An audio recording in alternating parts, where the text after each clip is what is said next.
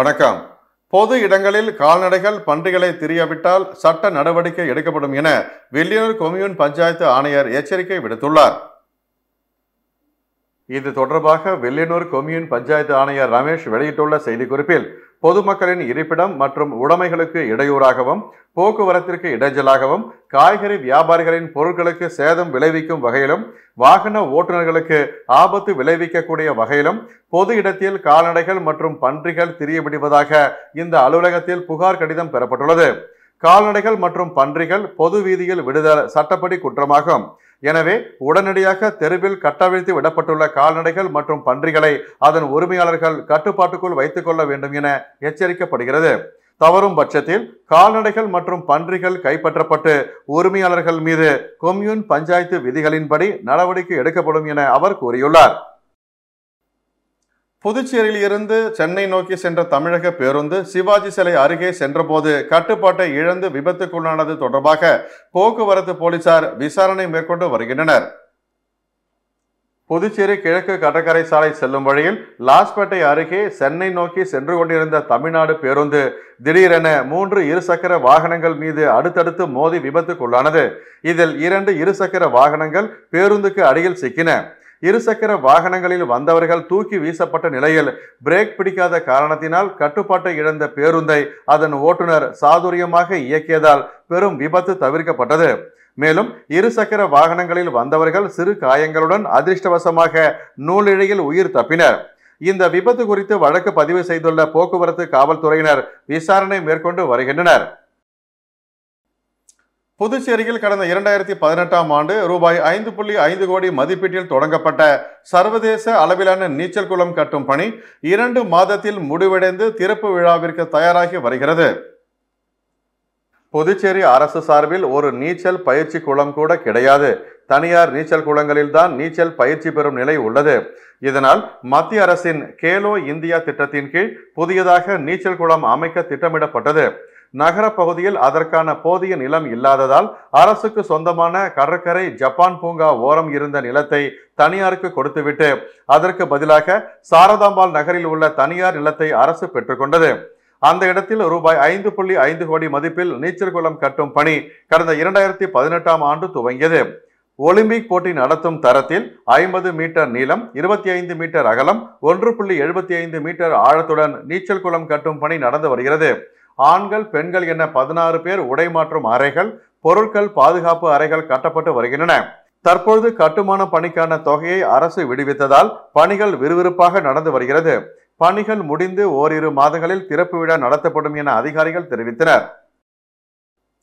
புதுச்சேரியில் தடை செய்யப்பட்ட போதைப் பொருட்களை விற்பனை செய்த 2 பேரை கைது செய்த போலீசார் அவர்களிடமிருந்து ரூபாய் 1.30 லட்சம் மதிப்பிலான போதை வஸ்துகளை பறிமுதல் செய்தனர். புதுச்சேரி குருசுகுப்பம் பகுதியில் சிறுவர்கள், மாணவர்கள் மற்றும் இளைஞர்களுக்கு புகையிலை பொருட்கள் விற்பனை செய்வதாக முத்தியால்பேட்டை காவல் நிலையத்திற்கு தகவல் வந்தது. இதனையடுத்து உதவி ஆய்வாளர் சிவபிரகாசம் தலைமையிலான போலீசார் அந்த பகுதிக்கு சென்று அங்குள்ள கடைகளில் திடீர் சோதனை மேற்கொண்டனர். அப்போது அதே பகுதியை சேர்ந்த தீஷித் என்பவர் சிறுவர்களுக்கு புகையிலை பொருட்களை விற்பனை செய்தது தெரிய வந்தது. இதனையடுத்து போலீசார் அவர் மீது வழக்கு பதிந்து கைது செய்தனர். மேலும் அவரிடம் இருந்து ரூபாய் 1.20 லட்சம் மதிப்பிலான புகையிலை பொருட்கள் மற்றும் 10,000 ரூபாய் பணத்தை பறிமுதல் செய்தனர். இதேபோல வில்லியனூர் காவல் நிலைய எல்லைக்கு உட்பட்ட தொண்டமானத்தம் பகுதியில் தடை செய்யப்பட்ட புகையிலை பொருட்கள் விற்பனை செய்த பாபு என்பவரை கைது செய்த போலீசார் அவரிடம் இருந்து 17 கிலோ புகையிலை பொருட்களை பறிமுதல் செய்தனர். புதுச்சேரி அருகே வழிப்பறி கொள்ளையில் ஈடுபட ஆயுதங்களுடன் பதுங்கியிருந்த 4 ரவுடிகளை கைது செய்த போலீசார் தப்பி ஓடிய 9 பேரை வலைவீசி தேடி வருகின்றனர். புதுச்சேரி நெட்டப்பாக்கம் அருகே கரியமாணிக்கம் சிவபெருமான் நகரில் தனியார் இரும்பு கம்பெனி அருகே கத்தி உள்ளிட்ட பயங்கர ஆயுதங்களுடன் ஒரு கும்பல் பதுங்கியிருப்பதாக நெட்டப்பாக்கம் காவல் நிலையத்திற்கு ரகசிய தகவல் வந்தது. விளையாட்டு inspector Keerthivarman, sub inspector Veerabhadran தலைமையிலான போலீசார் சம்பவ இடத்திற்கு விரைந்து சென்று அந்த கும்பலை மடக்கி பிடிக்க முயன்றனர். அதில் 4 பேரை போலீசார் மடக்கி பிடித்தனர். 9 பேர் தப்பி ஓடினர். விசாரணையில் அவர்கள் அரியாங்குப்பம் அந்தோனியார் கோவில் வீதியை சேர்ந்த John Daniel, Bharathi Nagar Satishkumar, Arundhathipuram Sudarsanan, Villianur bypass ரோட்டை சேர்ந்த தமிழ்ச்செல்வன் ஆகியோர் என்பதும் 4 பேர் மீதும் கொலை மற்றும் கொலை முயற்சி வழக்குகள் இருப்பதும் தெரிய வந்தது. மேலும் அரியாங்குப்பத்தில் நடந்த பாண்டியன் கொலை வழக்கில் சிக்கியுள்ள நால்வரும் வழக்கு விசாரணைக்கு பணம் தேவைப்பட்டதால் கூட்டு கொள்ளையில் ஈடுபட திட்டமிட்டு காத்திருந்தது தெரிந்தது. நால்வரையும் போலீசார் கைது செய்து கோர்ட்டில் ஆஜர்படுத்தி சிறையில் அடைத்தனர். தப்பியோடிய 9 பேரை போலீசார் தேடி வருகின்றனர். விநாயகர் சதுர்த்தி விழாவை முன்னிட்டு புதுச்சேரி அரியாங்குப்பம் பகுதியில் தயாராகி வரும் விநாயகர் சிலைகள் விற்பனைக்கு தயார் நிலையில் உள்ளன. இந்துக்களின் முக்கிய விழாக்களில் ஒன்றான விநாயகர் சதுர்த்தி விழா ஆண்டுதோறும் ஆவணி மாதத்தில் மிக சிறப்பான முறையில் கொண்டாடப்பட்டு வருகிறது. இதில் ஒவ்வொரு பகுதிகளிலும் பல்வேறு விதங்களில் விநாயகர் சிலைகள் பிரதிஷ்டை செய்யப்பட்டு பூஜைகள் செய்து மீண்டும் நீர்நிலைகளில் கொண்டு சென்று கரைத்து விடுவது வழக்கம். அந்த வகையில் இந்த ஆண்டிற்கான விநாயகர் சதுர்த்தி விழா சில நாட்களில் வர உள்ளது. அதனை முன்னிட்டு பல்வேறு பகுதிகளில் விநாயகர் சிலைகள் வடிவமைப்பு பணிகள் தொடர்ந்து நடைபெற்று வருகின்றன. இதன் ஒரு பகுதியாக அரியாங்குப்பம் சுப்பையா நகர் பழைய பூரணாங்குப்பம் வீதியில் GGR கிராஃப்ட் எனும் நிறுவனம் சார்பில் பல்வேறு விதங்களான விநாயகர் சிலைகள் வடிவமைக்கப்பட்டு விற்பனைக்கு தயார் நிலையில் உள்ளது. இதில் சுற்றுச்சூழலுக்கு மாசு ஏற்படாத வகையில் காகிதங்கள் கிழங்கு மாவுகள் கொண்டு தயாரிக்கப்பட்டு நீரினை மாசுபடுத்தாத வகையில் வாட்டர் கலர் மூலம் பல வண்ணங்கள் பூசப்பட்டு தயாரிக்கப்பட்டு வருகிறது. இதில் 55க்கும் மேற்பட்ட மாடல்களில் 1 அடி முதல் 15 அடி வரையிலான விநாயகர் சிலைகள் ஓராண்டு காலமாக தயாரிப்பு பணிகளில் ஈடுபட்டு வருகின்றனர். இதில் மூஞ்சுரு வாகனம், மயில் வாகனம், யானை வாகனம், சிம்ம வாகனம், அன்ன வாகனம் உள்ளிட்ட வாகனங்களில் விநாயகர் வீற்றிருப்பது போலவும் லட்சுமி விநாயகர், நான்முக விநாயகர், முருக விநாயகர் என பல விதங்களிலான விநாயகர் சிலைகள் தயாரிக்கப்பட்டு விற்பனைக்காக தயார் நிலையில் வைத்துள்ளனர். இவர்களின் தயாரிப்புகள் புதுச்சேரி மற்றும் தமிழக பகுதியான சென்னை, சிதம்பரம், வேலூர், திண்டிவனம் உள்ளிட்ட பல்வேறு பகுதிகளுக்கு கொண்டு செல்லப்படுவதாக தெரிவித்துள்ளனர். காரைக்கால் KMK மேல்நிலை பள்ளியில் 24ஆம் ஆண்டு விளையாட்டுப் போட்டியை அமைச்சர் திருமுருகன் தொடங்கி வைத்தார். காரைக்கால் மாவட்டத்தின் மைய பகுதியில் அமைந்துள்ள KMK மேல்நிலை பள்ளியில் 24ஆம் ஆண்டு விளையாட்டு விழா இன்று தொடங்கியது. தொடக்க நிகழ்வாக வலத்தெருவிலிருந்து ஒலிம்பிக் ஜோதி ஏற்றப்பட்டது. ஒலிம்பிக் ஜோதியானது மாநில அளவில் பல்வேறு விளையாட்டுப் போட்டிகளில் வெற்றி பெற்ற மாணவர்களால் கொண்டு வரப்பட்டு அமைச்சர் திருமுருகன் பள்ளியில் ஏற்றினார்.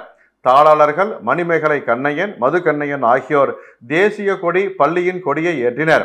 அதனைத் தொடர்ந்து நடைபெற்ற பள்ளி மாணவர்களின் அணிவகுப்பு மரியாதையை அமைச்சர் திருமுருகன் ஏற்றுக்கொண்டார்.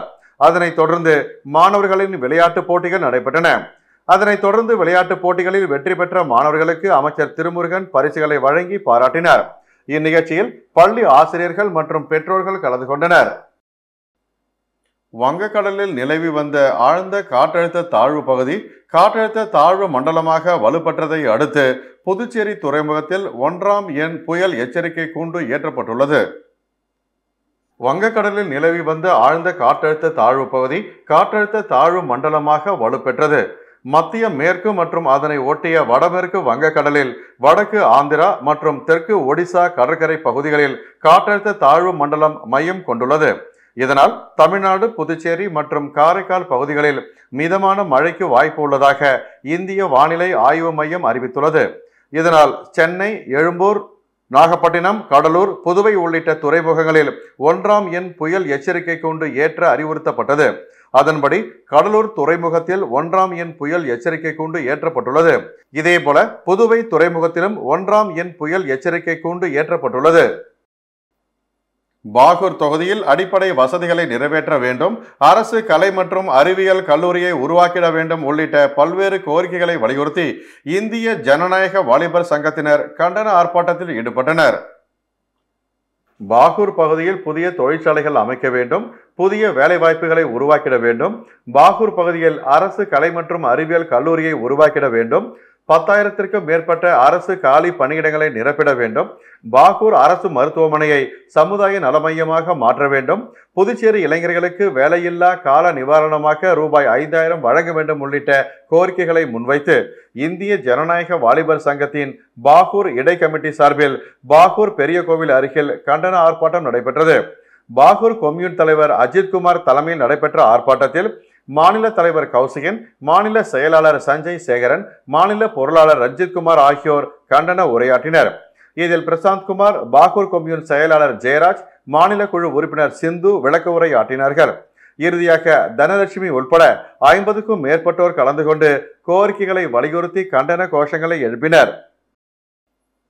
புதுவையில் 7 பேர் ரூபாய் 12.56 லட்சத்தை மோசடி கும்பலிடம் இழந்துள்ளனர். இது குறித்து புதுச்சேரி சைபர் கிரைம் போலீசார் விசாரணை நடத்தி வருகின்றனர். புதுச்சேரி ஜவஹர் நகரை சேர்ந்தவர் கவிதா. மர்ம நபர் ஒருவர் இவரை தொடர்பு கொண்டு வீட்டில் இருந்தபடி அதிக பணம் சம்பாதிக்கலாம் என கூறியுள்ளார். இதனை நம்பி கவிதாவும் ரூபாய் 8.30 லட்சத்தை முதலீடு செய்து அவருக்கு கொடுக்கப்பட்ட பணிகளை முடித்துள்ளார். ஆனால் அவர் சம்பாதித்த பணத்தை எடுக்க முடியவில்லை. அதன் பிறகே அவர் மோசடி கும்பலிடம் ஏமாந்தது தெரிய வந்தது. தட்டாஞ்சாவடியை சேர்ந்த பாக்கியராஜ் என்பவர் ரூபாய் 1.12 லட்சம் முதலீடு செய்து மோசடி கும்பலிடம் ஏமாந்துள்ளார். புதுவையை சேர்ந்த கலைவாணி என்பவரை மர்ம நபர் தொடர்பு கொண்டு பங்கு சந்தையில் முதலீடு செய்து அதிக பணம் சம்பாதிக்கலாம் என கூறியுள்ளார். இதனை நம்பி கலைவாணி ரூபாய் 1.23 லட்சத்தை முதலீடு செய்து மோசடி கும்பலிடம் ஏமாந்துள்ளார். புதுவையை சேர்ந்த பிரமிளா என்பவர் ரூபாய் 88,000, அரியூரை சேர்ந்த ஆனந்த் ரூபாய் 25,000, PS பாளையத்தை சேர்ந்த சுபாஷ் ரூபாய் 26,000, முத்தியால்பேட்டையை சேர்ந்த முபாரக் அலி ரூபாய் 51,000 என மோசடி கும்பலிடம் இழந்துள்ளனர். இது குறித்து பாதிக்கப்பட்டவர்கள் தனித்தனியாக புதுச்சேரி சைபர் கிரைம் காவல் நிலையத்தில் புகார் அளித்தனர். அதன் அடிப்படையில் போலீசார் வழக்கு பதிந்து விசாரணை நடத்தி வருகின்றனர். இத்துடன் செய்திகள் நிறைவடைந்தன. வணக்கம்.